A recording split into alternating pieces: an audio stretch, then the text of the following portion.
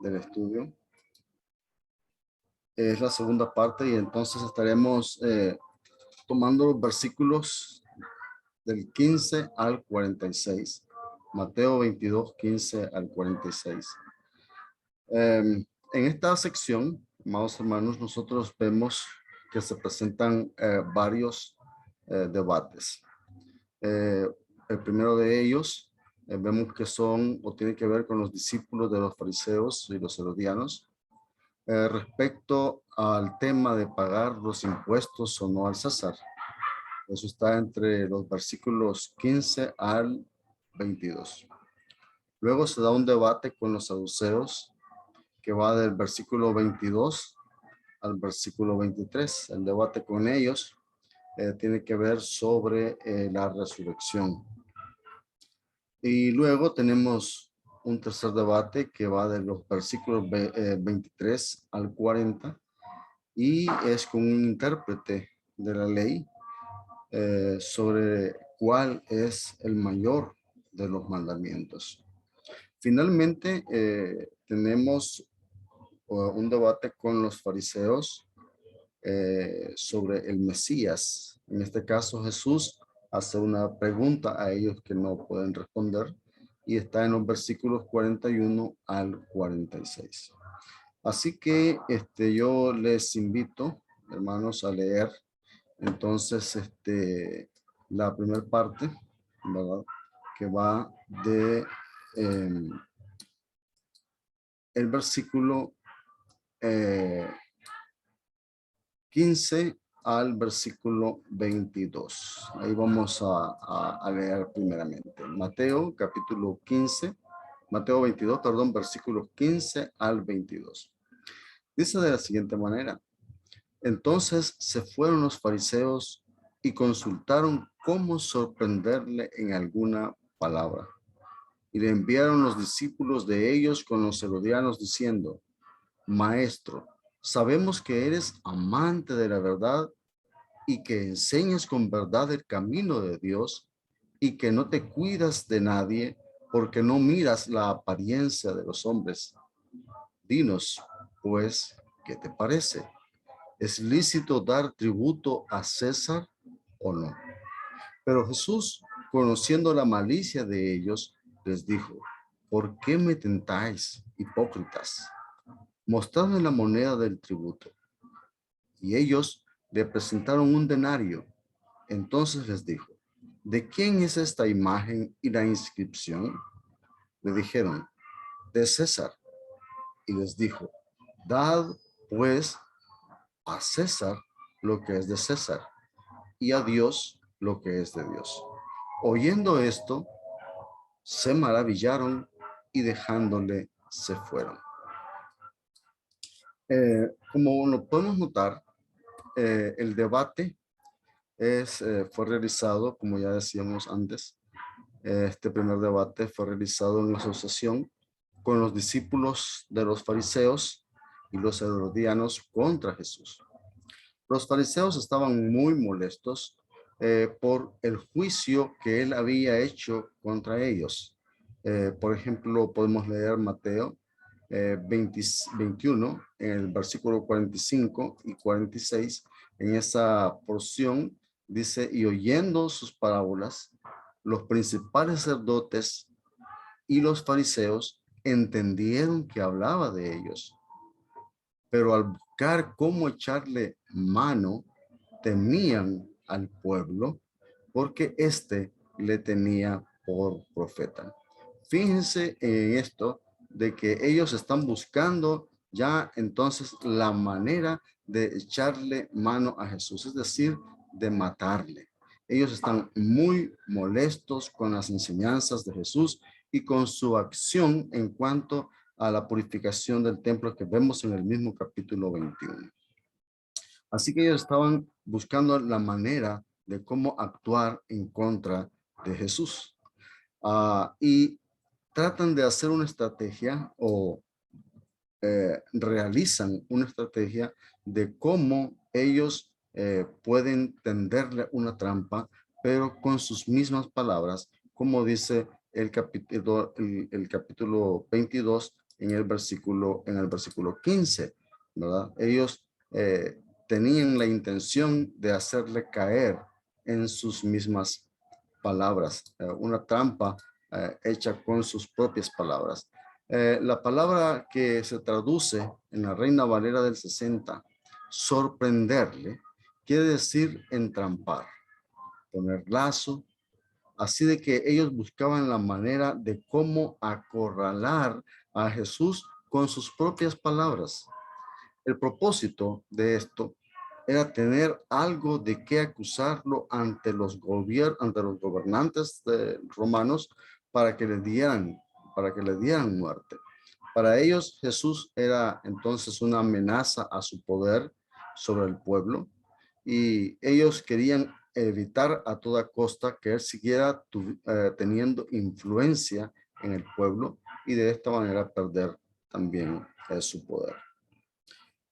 ¿Cuál fue la estrategia que ellos usaron para lograr su propósito? Primeramente, notamos de que ellos envían a los discípulos de los fariseos con los herodianos, según el versículo 16 del capítulo 22. Los discípulos de los fariseos no eran expertos en la ley. Es posible que ellos, es decir, los fariseos, creyeran que Jesús no los consideraba como algo de lo cual él debía cuidarse mucho. Es decir, no los tenía por una amenaza seria. Eso al menos pienso que ellos creían y por eso envían aquí a sus discípulos. Los herodianos eran llamados así por ser partidarios ellos de Herodes o de la familia de Herodes el Grande, quien estaba a favor de cobrar los impuestos para Roma y controlaban toda esa situación. Así que la estrategia es enviar a un grupo de personas que no parezca una amenaza para Jesús. ¿Qué buscaría este grupo? Según los versículos 17 al 18, vemos que ellos intentarían desarmar a Jesús con adulación. Y noten ustedes cómo dice en el versículo 16, la parte que dice, maestro, sabemos que eres amante de la verdad y que enseñas con verdad el camino de Dios y que no te cuidas de nadie porque no miras la apariencia de los hombres. Si esto no es adoración, ¿qué es? Si ellos realmente creían que Jesús era así, ¿estarían dispuestos entonces estas personas a convertirse en discípulos de Jesús? Por supuesto que no. Así que ellos están usando aquí de una tremenda hipocresía para tratar de desarmar a Jesús. Lo segundo que hacen, o lo segundo que ellos deben de hacer en el plan que han elaborado, es formularle una pregunta aparentemente inocente. La pregunta que le hacen a Jesús ¿es lícito dar tributo a César o no? Eso lo encontramos en el versículo 17. Aunque la pregunta, hermanos, pueda ser inocente, las intenciones de ellos no lo eran. No eran nada inocentes. Si Jesús responde que ciertamente es justo pagar los impuestos al César, esto lo pondría en una postura desfavorecida con el pueblo, que pensarían que estaba entonces confabulado con la opresión romana. Si Jesús contestaba que no es justo pagar los impuestos al César, entonces podrían usarlo en contra de él, esas palabras, podrían usarlas en contra de él, ¿verdad? Y acusarlo ante las autoridades romanas para respaldar la acusación de que Jesús es un insurgente. Los fariseos saben que cualquiera de las dos respuestas compromete a Jesús. Y esto es exactamente lo que ellos estaban buscando. Esto es exactamente lo que ellos pretendían. Dejarlo en medio de un dilema. Jesús capta de inmediato la hipocresía de ellos. Notemos en el versículo 18 que dice que Jesús, conociendo la malicia de ellos, les dijo: ¿por qué me tentáis, hipócritas? El término que usa Jesús eh, para tentar, y que es un término en la palabra griega por lo general se traduce siempre por tentar, significa también probar. Jesús la utiliza para describir el intento de ellos para hacer recaer en una trampa, usando las mismas palabras de él. Entonces, por esa razón se acercan con adoración servil, pero sus intenciones, hermanos, son perversas. Ahora, en los versículos 19 al 22, dice de la siguiente manera: mostradme la moneda del tributo. Y ellos le presentaron un denario. Entonces les dijo: ¿de quién es esta imagen y la inscripción? Le dijeron: de César. Y les dijo: dad pues a César lo que es de César y a Dios lo que es de Dios. El versículo 22 dice que oyendo esto se maravillaban y dejándolo se fueron. Como podemos notar en esta porción, Jesús invierte las cosas. Él pasa directamente a la ofensiva. ¿De qué manera lo hace? Pidiéndoles una moneda y a la vez pidiéndoles que identifiquen la imagen y la inscripción de la moneda. Ellos, cuando Jesús les pregunta de quién es la imagen y la inscripción, entonces ellos responden: de César. Y esa respuesta que Jesús estaba buscando de ellos. Entonces responden: de César. La moneda llevaba la prueba irrefutable de lo que Jesús les dice a continuación: dad pues a César lo que es de César y a Dios lo que es de Dios, como leemos en el versículo 21. Jesús no se zafa del dilema de ellos con otro dilema, ¿verdad? Darle al César lo que es de César y a Dios lo que es de Dios. Realmente esta respuesta de Jesús es más profunda si nosotros nos acercamos más a considerarla. ¿Qué es lo que implica la respuesta de Jesús? Primero, que él no viene como una amenaza política o militar para los gobernantes del mundo. Jesús reconoce que se le debe pagar al César los impuestos, que se deben pagar al gobierno los impuestos. Y esta es una enseñanza importante en el Nuevo Testamento, puesto que los que han aceptado la invitación de formar parte del reino de Dios en este mundo siguen teniendo sus deberes para con las autoridades. Así leemos, por ejemplo, en Romanos, en el capítulo 13, en los versículos 1 al 7, y en Primera de Pedro, en el capítulo 2, en el versículo 3 al 17. En Primera de Pedro, en el capítulo 2, versículo 13 al 17, dice: por causa del Señor, someteos a toda institución humana, ya sea al rey como a superior, ya a los gobernantes como por él enviados para castigo de los malhechores y alabanza de los que hacen bien, porque esta es la voluntad de Dios, que haciendo bien hagáis callar la ignorancia de los hombres insensatos, como libres, pero no como los que tienen la libertad como pretexto para hacer lo malo, sino como siervos de Dios. Honrad a todos, amad a los hermanos, temed a Dios, honrad al rey. Es importante entonces esto en primer lugar.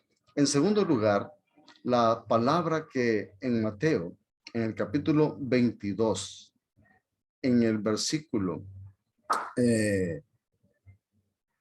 en el versículo 20, eh, cuando Jesús responde a ellos en el versículo 21, más exactamente, dice, dad pues al César lo que es de César y a Dios lo que es de Dios. Aquí la palabra dad, en las palabras de Jesús, significa devolver, pagar la deuda. El dinero que los judíos usaban era del César. La moneda misma daba evidencia de que el gobierno romano estaba establecido en esa tierra de los judíos y que ellos usaban la moneda y recibían beneficios. Por lo tanto, Jesús acepta que ellos deben de pagar los impuestos a César. La misma palabra, dar a Dios lo que es de Dios. La imagen de Dios está grabada en nosotros los seres humanos, según Génesis 1, 26 al 27. Por lo tanto, Dios tiene derecho sobre nosotros. Dios tiene derecho a nuestras vidas, a todo nuestro ser, como Jesús mismo explica en Mateo en el capítulo 22, en el versículo 37. Amarás al Señor tu Dios con todo tu corazón y con toda tu alma y con toda tu mente. Jesús no propone, hermanos, una vida dividida, no, en la que como ciudadanos en este mundo cumplamos con ciertas cosas o normas y como ciudadanos del reino otras. Todo lo contrario, Jesús no está proponiendo eso, sino una vida en la que como ciudadanos del reino de los cielos cumplamos también con nuestros deberes, con el gobierno terrenal.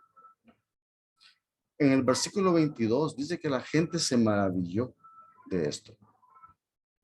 Marcos en el capítulo 12, en el versículo 17, que es el texto paralelo a esto, dice que cuando Jesús les responde esto, se maravillaron de él. Y Lucas en el capítulo 20, en el versículo 26, dice, y no pudieron sorprenderle en palabra alguna delante del pueblo, sino que maravillados de su respuesta, ¿qué hicieron? Dice Lucas que callaron. Así que se maravillan al ver cómo Jesús escapa de la trampa de ellos y no volvieron a preguntarle más nada. Callaron. No vieron en él a un líder en oposición abierta al gobierno de Roma. Tampoco vieron en él a uno que se rebelaba, ¿verdad?, a Dios, cumpliendo con sus deberes tanto para con él como para el gobierno. Pero esta gente no creyó en Jesús como el Mesías, no creyó en él como su Salvador y Rey. Más adelante nosotros vemos en la historia que Mateo nos presenta, ellos mismos incitados por los fariseos, por los líderes religiosos, claman que le crucifiquen. En Mateo 22, ahora, del versículo 23 en adelante, hasta el versículo 33, encontramos, hermanos, lo que es el debate de Jesús con los saduceos. Dice entonces de la siguiente manera, aquel día vinieron a él los saduceos que dicen que no hay resurrección y le preguntaron diciendo, Maestro, Moisés dijo, si alguno muriere sin hijos, su hermano se casará con su mujer y levantará descendencia a su hermano. Hubo pues entre nosotros 7 hermanos. El primero se casó y murió, y no teniendo descendencia dejó su mujer a su hermano. De la misma manera, también el segundo y el tercero hasta el séptimo. Y después de todos murió también la mujer. En la resurrección, pues, ¿cuál de los 7 será ella mujer, ya que todos la tuvieron? Entonces respondiendo Jesús les dijo, erráis ignorando las escrituras y el poder de Dios, porque en la resurrección ni se casarán ni se darán en casamiento, sino que serán como los ángeles de Dios en el cielo. Pero respecto a la resurrección de los muertos, ¿no habéis leído lo que os fue dicho por Dios cuando dijo, yo soy el Dios de Abraham, el Dios de Isaac, el Dios de Jacob? Dios no es Dios de muertos, sino de vivos. Oyendo esto, la gente se admiraba de su doctrina.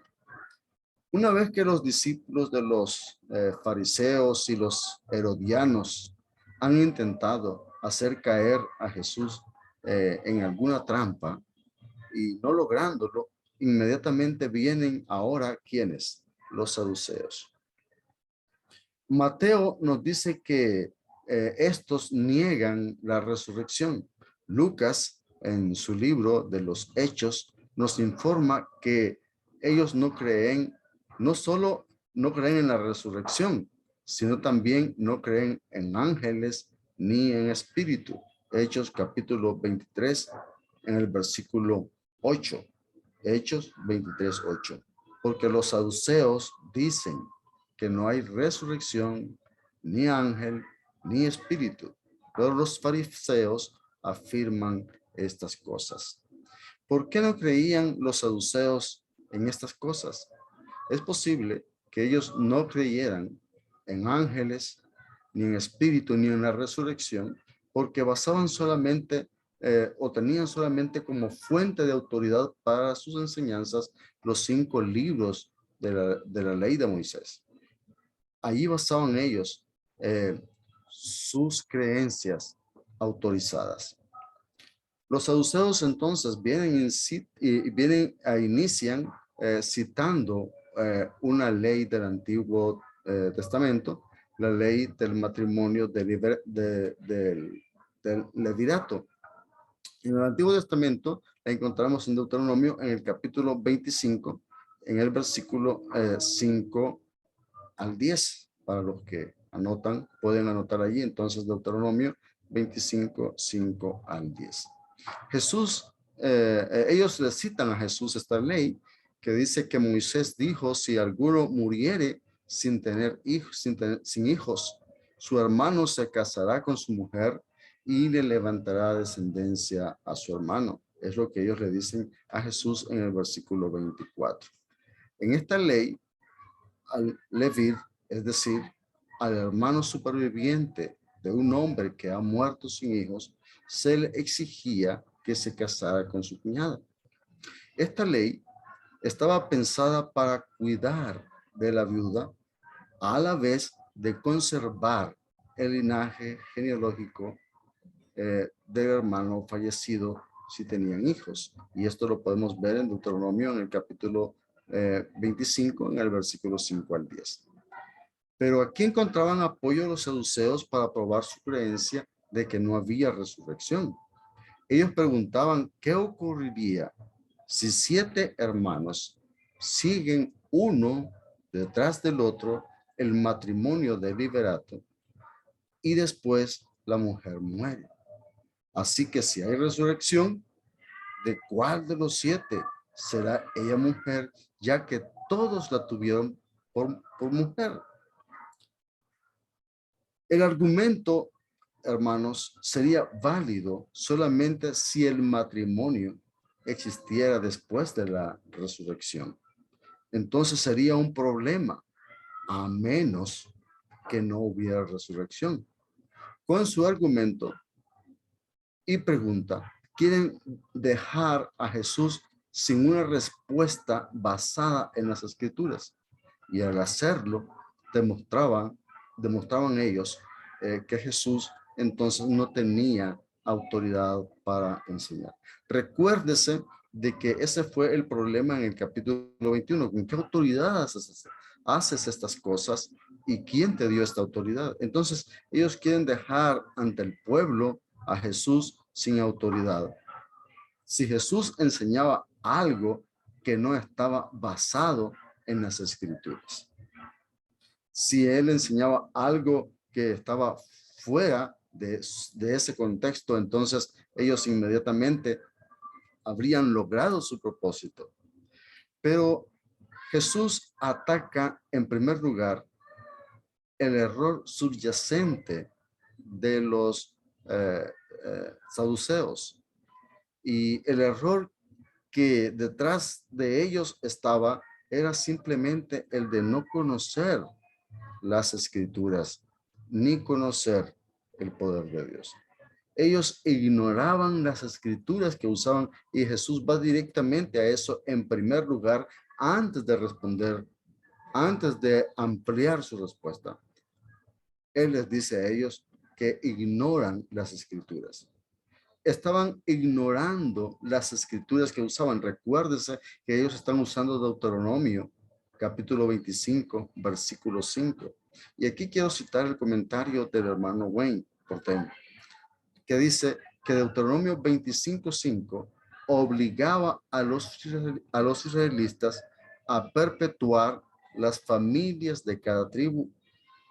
Dios no quería que desapareciera el nombre, linaje, entre paréntesis, de ningún israelita. Pero no había nada en esa ley que enseñara o implicara que habría matrimonio después de la muerte, porque la vida eterna significa que ya no habrá muerte. Así que ellos estaban ignorando el contenido de la enseñanza encontrada en Deuteronomio 25:5 para sacar algo que no estaba allí. Ignoraban también el poder de Dios. Dios es poderoso y ellos ignoran ese poder.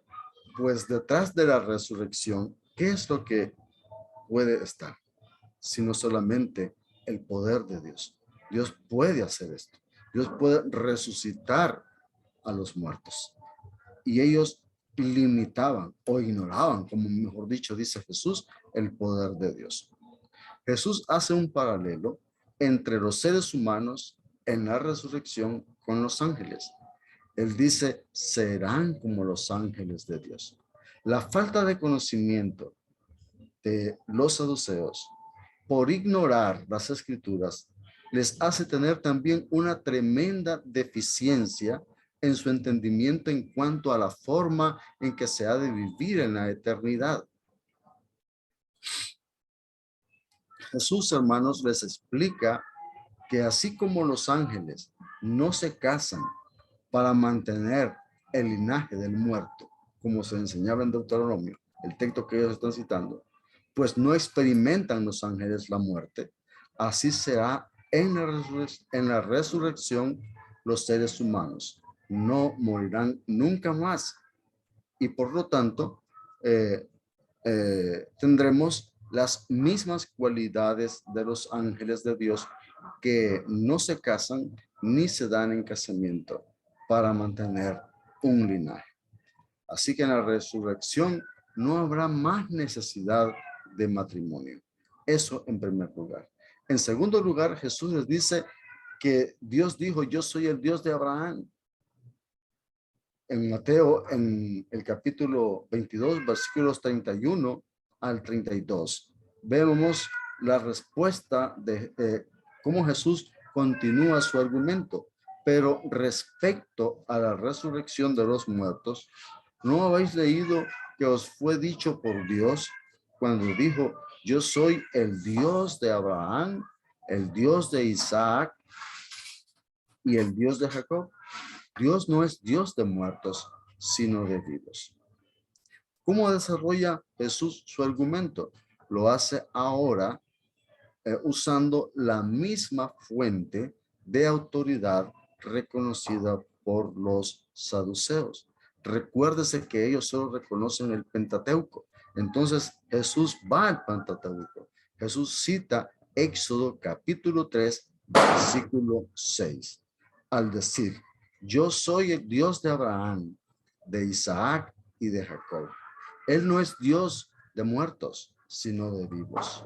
Basándose en el tiempo presente que encontramos en Éxodo capítulo 3, en el versículo 6, en la declaración, yo soy el Dios de Abraham, de Isaac y de Jacob, Jesús declara que la implicación lógica que aunque los patriarcas habían muerto físicamente. Seguían vivos cuando Dios mucho tiempo después le habló a Moisés. Y siguen existiendo, como se ve en el hecho de que Dios siga en una relación con ellos como su Dios. Algo que no puede mantenerse con quienes ya no viven físicamente, con quienes están muertos físicamente. Los saduceos entonces deberían creer en el poder de Dios para resucitar a los muertos, porque Dios no es un Dios de muertos. Luego, en el versículo 33, dice que oyendo esto, la gente se admiraba de su doctrina. La gente no solamente quedaba maravillada cuando Jesús hacía milagros, sino también cuando él enseñaba. Verdaderamente, su doctrina también es admirable. En tercer lugar, tenemos el debate con un intérprete de la ley sobre cuál es el mayor de los mandamientos. Y esto lo tenemos en los versículos 34 al versículo 37. Así que vamos a leer los versículos 34 al versículo 39, perdón. A ver, Mateo 22, 34 al 40. Dice de la siguiente manera: entonces los fariseos, oyendo que había hecho callar a los saduceos, se juntaron a una, y uno de ellos, intérprete de la ley, preguntó por tentarle, diciendo: Maestro, ¿cuál es el gran mandamiento en la ley? Jesús le dijo: amarás al Señor tu Dios con todo tu corazón y con toda tu alma y con toda tu mente. Este es el primero y grande mandamiento. Y el segundo es semejante: amarás a tu prójimo como a ti mismo. De estos dos mandamientos depende toda la ley. Cuando toda la ley y los profetas, perdón. Cuando los fariseos se dan cuenta de que Jesús ha hecho callar a los saduceos, aunque estaban puestos de acuerdo en buscar la manera de cómo atraparle en alguna falta que él cometiera en sus palabras y tener la oportunidad de juzgarlo y de llevarlo a la muerte. No obstante, aquí ellos se han haber gozado, se han haber alegrado al saber que Jesús deja callado a los saduceos con su argumento. Y dice que ellos, los fariseos, se juntan como uno solo, con un propósito, nuevamente, con el propósito de tenderle trampa, pero con sus propias palabras. Ahora los fariseos aprovechan, ¿verdad? Entonces, su oportunidad, y quizás no tanto para probar el conocimiento de Jesús, sino más bien para probar su juicio, porque como notamos en la lectura, Jesús tenía que juzgar entre un mandamiento y otro para ver, para considerar cuál de ellos sería el más importante. Entonces, esta parte trata más bien de, vamos a ver cómo juzga él las cosas. Vamos a poner a la prueba su buen juicio. Eso es lo que están haciendo. ¿Qué esperarían que Jesús respondiera a la pregunta que ellos le están haciendo acerca de cuál es el gran mandamiento de la ley? ¿Qué esperarían? ¿Esperarían que citara alguno de los 10 mandamientos? ¿Qué diría Jesús ante esta pregunta de: Maestro, ¿cuál es el gran mandamiento en la ley? Jesús responde citando primero Deuteronomio capítulo 6, versículo 5, Deuteronomio 6, 5, que dice: y amarás a Jehová tu Dios de todo tu corazón y de toda tu alma y con todas tus fuerzas. Y dice que este es el primero y gran mandamiento. Luego cita Levíticos, capítulo 19, versículo 18, ¿verdad? donde Jesús dice, y a tu prójimo como a ti mismo. Y afirma diciendo, de estos dos mandamientos depende toda la ley y los profetas. Y es que nuestro amor por Dios debe ser sincero, no solo de palabra y lengua. Por tanto, todos los poderes de todo nuestro ser deben estar comprometidos con Él. Jesús no habla de un simple apego emocional a Dios, sino que Él está hablando de una entrega a Él por completo. En la clase de entrega total e invariable que debemos tener a Él, por medio de la cual también podemos responder a Dios en un servicio fiel y voluntario, sin que nada nos haga cambiar. ¿Ves? Si amamos a Dios con toda nuestra mente, con toda nuestra alma, con todo nuestro corazón, con todo nuestro ser, en otras palabras, entonces nada nos hará cambiar en buscar las cosas que a Dios le agradan, en hacer aquello que a Dios le agrada. Bueno, Jesús dijo en buscar primeramente el reino de Dios y su justicia. Nuestro amor al prójimo es equiparado con el amor que nosotros nos sentimos a nosotros mismos, que nos tenemos a nosotros mismos. En Mateo, en el capítulo 7, versículo 12, creo que este versículo nos ayuda a comprender esto que Jesús está diciendo aquí acerca de amar al prójimo como a nosotros mismos. Mateo capítulo 7, versículo 12 dice, así que todas las cosas que queráis que los hombres hagan con vosotros, así también haced vosotros con ellos, porque esto es la ley y los profetas. Recuerde que Jesús ha respondido en Mateo en el capítulo 22, en el versículo 39, amarás a tu prójimo como a ti mismo. De estos dos mandamientos depende toda la ley y los profetas. Está diciendo exactamente lo mismo.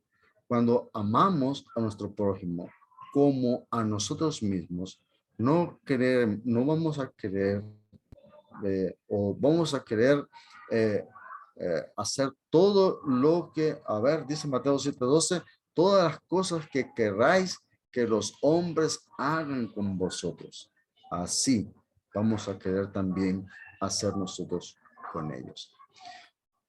Esta enseñanza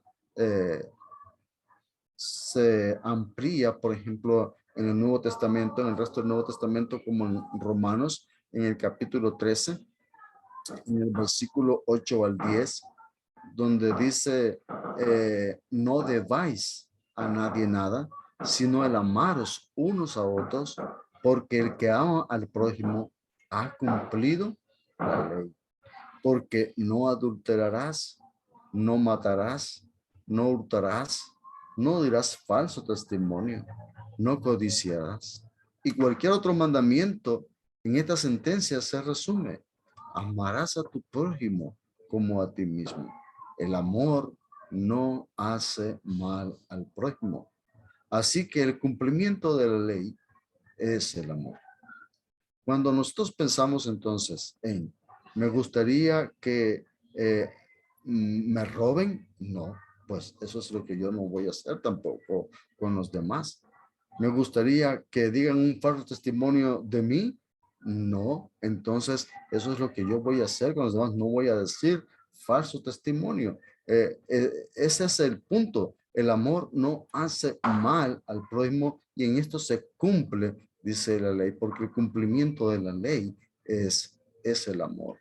En Gálatas, en el capítulo 5, en el versículo 14, dice, porque toda la ley en esta sola palabra se cumple. Amarás a tu prójimo como a ti mismo. Para una comprensión correcta de quién es nuestro prójimo, porque siempre estamos con expresar el amor, la buena voluntad hacia aquellas personas con las cuales nosotros tenemos afinidad. Jesús en la parábola del buen samaritano, allí nos amplía que nuestro prójimo es cualquier persona cerca de nosotros que esté en necesidad, incluyendo si es un enemigo, como Jesús enseña en el Sermón del Monte.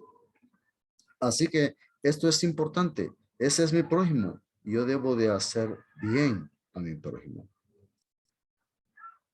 Bueno, aquí termina el debate con los fariseos y Jesús ahora toma la iniciativa y pregunta, hace una pregunta a ellos. Vamos a considerar los versículos 41 al versículo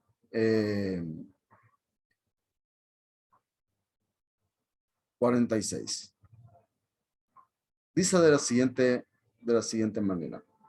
Y estando juntos los fariseos, Jesús les preguntó diciendo, ¿qué pensáis del Cristo? ¿De quién es hijo? Le dijeron, de David. Él les dijo, pues, ¿cómo David en el espíritu le llama Señor, diciendo, dijo el Señor a mi Señor, siéntate a mi derecha hasta que ponga a tus enemigos por estrado de tus pies? Pues si David le llama Señor, ¿cómo es su hijo? Y nadie le podía responder palabra, ni osó alguno desde aquel día preguntarle más. Como dije antes, Jesús ahora toma la iniciativa y pregunta a los fariseos qué pensaban ellos acerca del Mesías prometido.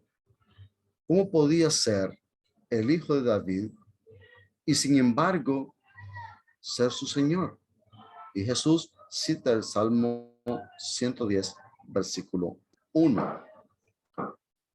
Si el Cristo iba a ser un simple hombre que solo existiría mucho tiempo después de la muerte de David, ¿cómo entonces podía su antepasado tratarlo como Señor? En realidad, ellos se encontraron ante esta dificultad porque si ustedes se fijan bien en el texto, en el versículo 41 de Mateo, dice, dijo el Señor a mi Señor. ¿Cómo es que David a su descendiente lo está tratando de la misma manera que a Dios? ¿Cómo es posible eso? Esa es una pregunta que ellos no pudieron contestar. ¿Cómo es posible esto? Que si es hijo de David, ¿cómo lo trata David de la misma forma que a Dios lo está tratando? No pudieron resolver la dificultad. ¿Por qué? Porque ellos no reconocían al Mesías eh, o reconocían al Mesías solamente como uno descendiente de David, pero no como el Hijo de Dios. No creían que el Mesías fuera divino igual a Dios. Creían que era un hombre, un descendiente de David, de quien se había escrito que vendría, y ellos creían en él como un simple hombre.